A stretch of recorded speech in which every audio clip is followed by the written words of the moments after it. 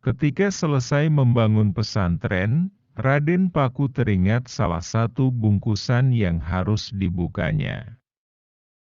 Ia ingat kata-kata ayahnya kalau bingkisan itu berisi rahasia ilmu sejati yang harus dibacanya. Dengan hati-hati dibukanya bungkusan tersebut. Di dalamnya ada beberapa lembar daun lontar bertuliskan huruf Arab pegon. Segera dibacanya tulisan tersebut. Yang pertama, tentang macam ilmu manusia, adalah suatu yang pasti terjadi anakku, ketahuilah ini, renungkan demi kesempurnaan ilmumu. Di dunia ini, entah kapan, sakit, dan mati pasti terjadi. Maka hendaklah waspada, tidak urung kita juga akan mati, jangan lupa pada sangkan Parandumadi. Untuk itu, di dunia ini hendaklah selalu prihatin. Agar benar-benar sempurna engkau berilmu. Dalam memperbincangkan ilmu kesempurnaan ini, jangan lupa arti bahasanya jika engkau mempertanyakannya. Karena mengetahui arti bahasa adalah kuncinya. Kesungguhanlah yang pasti. Itulah yang perlu benar-benar engkau mengerti. Jangan takut pada biaya. Bukan emas, bukan dirham, dan bukan pula harta benda.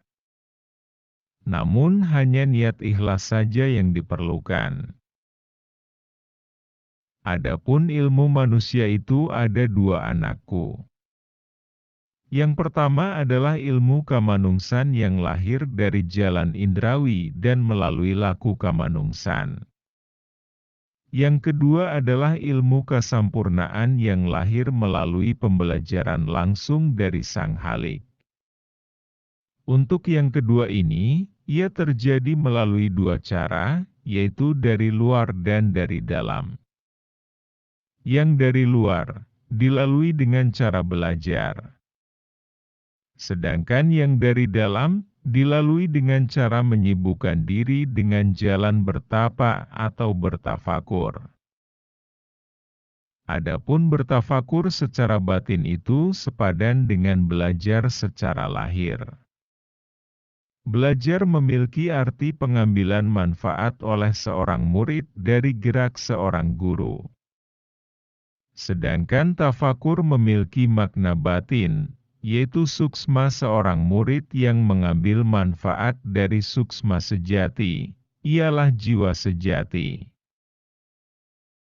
Suksma sejati dalam olah ilmu memiliki pengaruh yang lebih kuat dibandingkan berbagai nasihat dari ahli ilmu dan ahli nalar.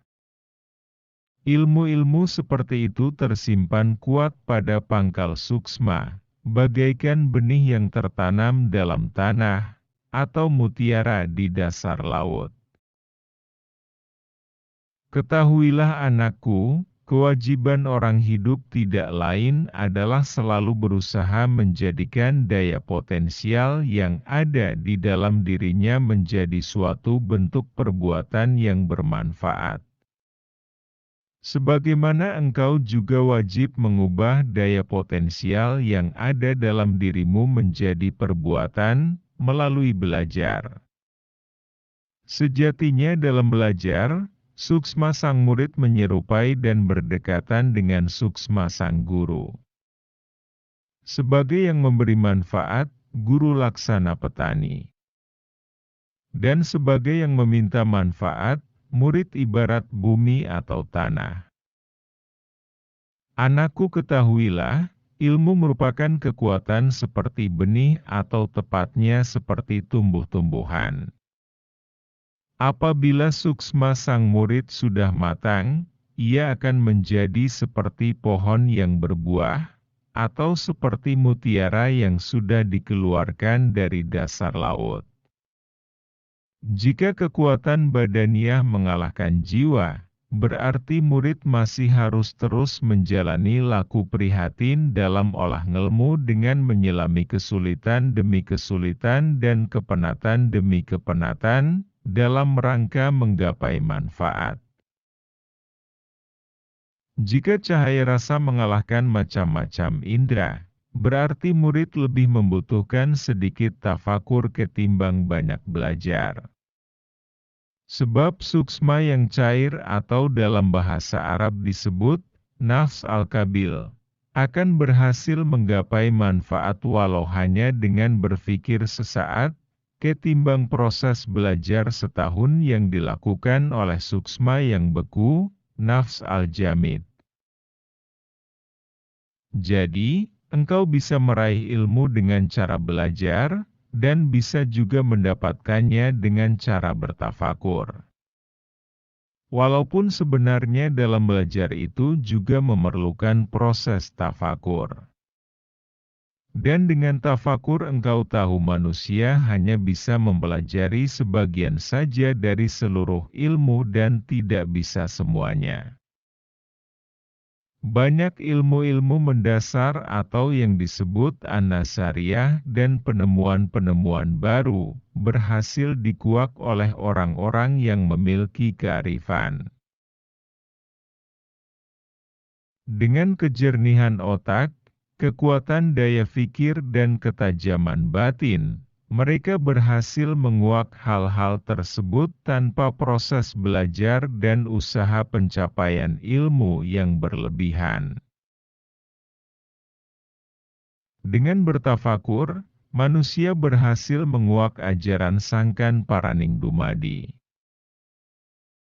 Dengan begitu terbukalah asumsi dasar dari keilmuan sehingga persoalan tidak berlarut-larut dan segera tersingkap kebodohan yang menyelimuti kalbu. Seperti telah kuberitahukan sebelumnya anakku, suksma tidak bisa mempelajari semua yang diinginkan, baik yang bersifat sebagian maupun yang menyeluruh dengan cara belajar. Ia harus mempelajari dengan induksi, sebagian dengan deduksi sebagaimana umumnya manusia, dan sebagian lagi dengan analogi yang membutuhkan kejernihan berpikir. Berdasarkan hal ini, ahli ilmu terus membentangkan kaidah-kaidah keilmuan. Ketahuilah anakku, seorang ahli ilmu tidak bisa mempelajari apa yang dibutuhkan seluruh hidupnya. Ia hanya bisa mempelajari keilmuan umum dan beragam bentuk yang merupakan turunannya, dan hal itu menjadi dasar untuk melakukan kias terhadap berbagai persoalan lainnya. Begitu pula para tabib, tidaklah bisa mempelajari seluruh unsur obat-obatan untuk orang lain. Mereka hanya mempelajari gejala-gejala umum. Dan setiap orang diobati menurut sifat masing-masing. Demikian juga para ahli perbintangan, mereka mempelajari hal-hal umum yang berkaitan dengan bintang, kemudian berpikir dan memutuskan berbagai hukum. Demikian juga halnya seorang ahli fikih dan pujangga. Begitu seterusnya, imajinasi dan karsa yang indah-indah berjalan. Yang satu menggunakan tafakur sebagai alat pukul, semacam lidi, sedangkan yang lain menggunakan alat bantu lain untuk merealisasikan. Anakku, jika pintu suksma terbuka, ia akan tahu bagaimana cara bertafakur dengan benar dan selanjutnya ia bisa memahami bagaimana merealisasikan apa yang diinginkan. Karena itu hati pun menjadi lapang, pikiran jadi terbuka dan daya potensial yang ada dalam diri akan lahir menjadi aksi atau perbuatan yang berkelanjutan dan tak mengenal lelah. Bagian kedua, tentang memahami ilmu kesampurnaan, Ketahuilah anakku bahwa ilmu kesempurnaan itu ada dua macam. Pertama, diberikan melalui wahyu. Apabila suksma manusia telah sempurna, niscaya akan sirna segala sesuatu yang dapat mengotori watak, seperti halnya sikap rakus dan impian semu. Suksma akan menghadap Sang Pencipta, merengkuh cintanya dan berharap manfaat serta limpahan cahayanya. Allah akan menyambut suksma itu secara total. Tatapan ketuhan memandanginya dan menjadikannya seperti papan. Kemudian Allah akan menjadikan pena dari suksma sejati. Dan pena itu diukirkan ilmu pada papan tadi, suksma sejati laksana guru, suksma manusia suci ibarat sang murid. Sehingga dicapailah seluruh ilmu, dan padanya semua bentuk terukir tanpa proses belajar maupun berpikir. Dalilnya, dan dialah yang mengajarkanmu apa-apa yang tidak kamu ketahui. Quran Surat An-Nisa 213. Ilmu para nabi lebih tinggi derajatnya dibandingkan ilmu makhluk-makhluk yang lain. Karena ilmu tersebut diperoleh langsung dari Yang Maha Esa tanpa perantara. Kau bisa memahami dalam kisah para malaikat dengan Kanjeng Nabi Adam. Sepanjang usianya para malaikat terus belajar. Dan dengan berbagi cara mereka berhasil mendapatkan banyak macam ilmu, sehingga mereka menjadi makhluk yang paling berilmu dan makhluk paling berpengetahuan. Sementara itu Adam tidaklah tergolong ahli ilmu karena ia tidak pernah belajar dan berjumpa dengan seorang guru. Malaikat bangga dan dengan besar hati mereka berkata, padahal kami senantiasa bertasbih dengan memuji Engkau dan mensucikan Engkau. Quran Surat Al-Baqarah 30. Kanjeng Nabi Adam kembali menuju Sang Pencipta. Lantas beberapa bagian dalam hati Kanjeng Nabi oleh Allah dikeluarkan ketika ia menghadap dan memohon pertolongan kepada Tuhan. Lalu Allah ajarkan seluruh nama-nama benda. Kemudian dia mengemukakannya kepada para malaikat, lantas Allah berfirman, sebutkanlah kepadaku nama benda-benda itu jika kamu memang orang-orang yang benar. Quran Surat Al-Baqarah 31. Ketahuilah, malaikat menjadi kerdil di hadapan Adam. Ilmu mereka menjadi terlihat sempit. Mereka tak bisa berbangga dan besar hati, justru yang ada hanya rasa tak berdaya. Maha suci Engkau, tidak ada yang kami ketahui selain dari apa yang Engkau ajarkan kepada kami. Quran Surat Al-Baqarah 32. Maka kepada mereka Adam diberitahukan beberapa bagian ilmu dan hal-hal yang masih tersembunyi.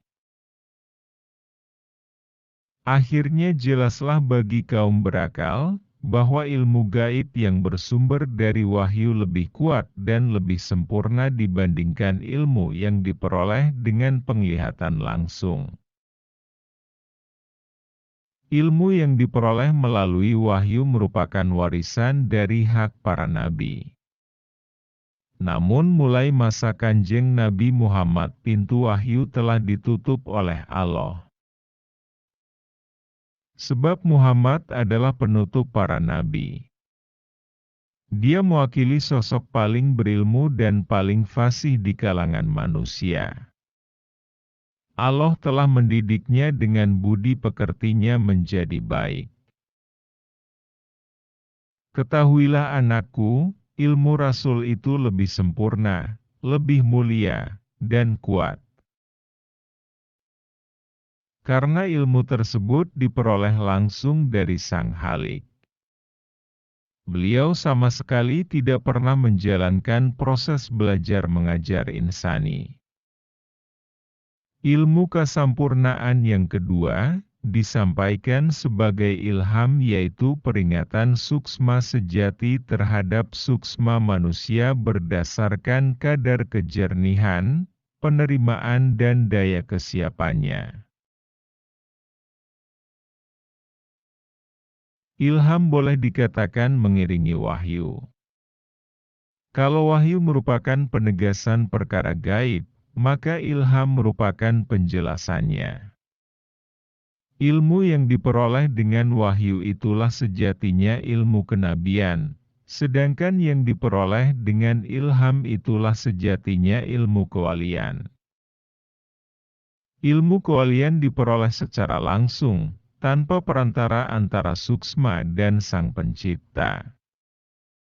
Ilmu kesampurnaan itu laksana secercah cahaya dari alam gaib, yang datang menerpa hati yang jernih, hampa dan lembut.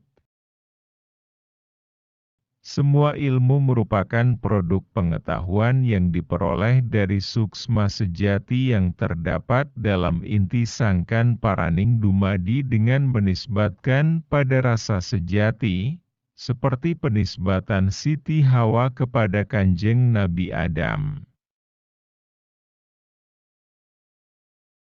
Ketahuilah anakku, rasa sejati lebih mulia, lebih sempurna dan lebih kuat dari di sisi Allah dibandingkan suksma sejati. Sedangkan suksma sejati lebih terhormat, lebih lembut dan lebih mulia dibandingkan makhluk-makhluk lain. Adapun ilham itu terlahir dari melimpahnya rasa sejati dan juga terlahir dari melimpahnya pancaran sinar suksma sejati. Jika wahyu menjadi perhiasan para nabi, maka ilham menjadi perhiasan para wali. Adapun ilmu yang diperoleh dari wahyu adalah sebagaimana suksma tanpa rasa, atau wali tanpa nabi. Begitu pula ilham tanpa wahyu akan menjadi lemah. Ilmu akan menjadi kuat jika dinisbatkan kepada wahyu yang bersandar pada penglihatan ruhani. Itulah ilmu para nabi dan wali. Ketahuilah, ilmu yang diperoleh dengan wahyu hanya khusus bagi para rasul, seperti diberikan kepada Adam, Musa, Ibrahim, Isa, Muhammad Shallallahu Alaihi Wasallam dan para rasul lain. Itulah yang membedakan antara risalah dengan nubuah. Adapun nubuah adalah perolehan hakikat dari ilmu dan rasionalitas-rasionalitas oleh suksma yang suci kepada orang-orang yang mengambil manfaat. Barangkali perolehan semacam itu didapat salah satu suksma, tetapi ia tidak berkewajiban menyebarkannya karena suatu alasan dan oleh sebab-sebab tertentu. Ilmu kesampurnaan menjadi milik seorang nabi dan wali, sebagaimana dimiliki Nabi Khidir alaihi salam. Hal itu terdapat pada dalil, dan yang telah kami ajarkan kepadanya ilmu dari sisi kami. Quran Surat Al-Kahfi 65. Ingatlah ketika Khalifah Ali berujar, "Kumasukkan lisanku ke mulutku, hingga terbukalah di hatiku 1000 pintu ilmu, yang pada setiap pintu terdapat 1000 pintu yang lain." Dan ia berkata, "Andai kuletakkan bantal dan aku duduk di atasnya, niscaya aku akan mengambil putusan hukum bagi penganut Taurat berdasarkan Taurat mereka, bagi penganut Injil berdasarkan Injil mereka, dan bagi penganut Al-Quran berdasarkan Al-Quran mereka. Derajat seperti ini tidak bisa diterima dengan melalui ilmu kemanungsa semata yang hanya dari pembelajaran insani. Pastilah seseorang yang telah mencapai derajat tersebut telah dikarunia ilmu kesampurnaan. Jika Allah menghendaki kebaikan pada dirimu, Dia akan menyingkap tabir atau hijab yang menghalangi dirimu dengan suksma yang menjadi papan itu. Dengan demikian, sebagian rahasia dari apa-apa yang tersembunyi akan ditampakkan padamu. Segenap makna yang terkandung di dalam rahasia tersebut akan terpahat pada suksmamu. Dan suksma itu pun mengungkapkan sebagaimana engkau ingin karena dikehendakinya. Sejatinya, kearifan bisa lahir dari ilmu kesampurnaan. Selama engkau belum mencapai derajat atau tingkatan ini, engkau tidak akan menjadi seorang arif. Karena kearifan merupakan pemberian yang widi, dalilnya, Allah menganugerahkan al-hikmah kepada siapa saja yang Dia kehendaki. Dan barang siapa yang dianugerahi al-hikmah itu, ia benar-benar telah dianugerahi karunia yang banyak. Dan hanya orang-orang yang berakalah yang dapat mengambil pelajaran. Quran Surat Al-Baqarah 269. Hal itu karena orang-orang yang berhasil mencapai ilmu kesampurnaan tidak perlu lagi banyak berusaha memahami ilmu secara induktif dan berpayah-payah belajar. Orang yang demikian sedikit belajar, banyak mengajar, sedikit capai, banyak istirahat. Ketahuilah anakku, setelah wahyu terputus dan sesudah pintu risalah ditutup, umat manusia tidak lagi membutuhkan kehadiran rasul atau utusan. Mereka tidak lagi memerlukan penampakan dakwah setelah penyempurnaan agama. Bukanlah termasuk kearifan menampakkan nilai lebih tidak berdasarkan kebutuhan. Tapi ketahuilah anakku, pintu ilham itu tidak pernah ditutup. Pancaran cahaya suksma sejati tidak pernah terputus. Karena suksma terus membutuhkan arahan, pembaharuan dan peringatan. Umat manusia tidak memerlukan risalah dan dakwah, tetapi masih membutuhkan peringatan sebagai akibat dari tenggelamnya mereka pada rasa was-was dan terhanyut oleh gelombang syahwat.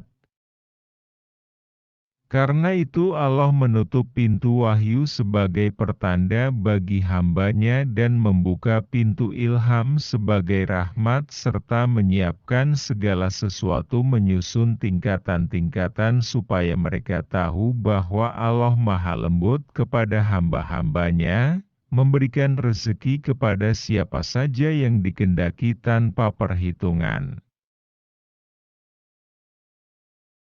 Selesai sudah nasihatku tentang kauruh kesejatian yang kubeberkan padamu. Hendaklah engkau bisa menggunakan sebaik mungkin.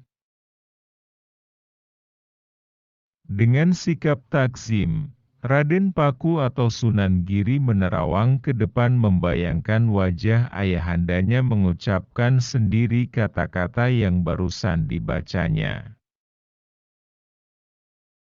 Digenggamnya erat-erat lembaran lontar itu, lalu didekapkan di dada serasa hendak menggoreskan makna dalam hatinya. Suatu makna dari nasihat orang suci yang tak lain adalah ayahandanya sendiri Syekh Wali Lanang, Syekh Awalul Islam atau Maulana Ishaq, lelaki suci keturunan manusia utama. Terima kasih sudah menonton, jangan lupa like, share dan subscribe.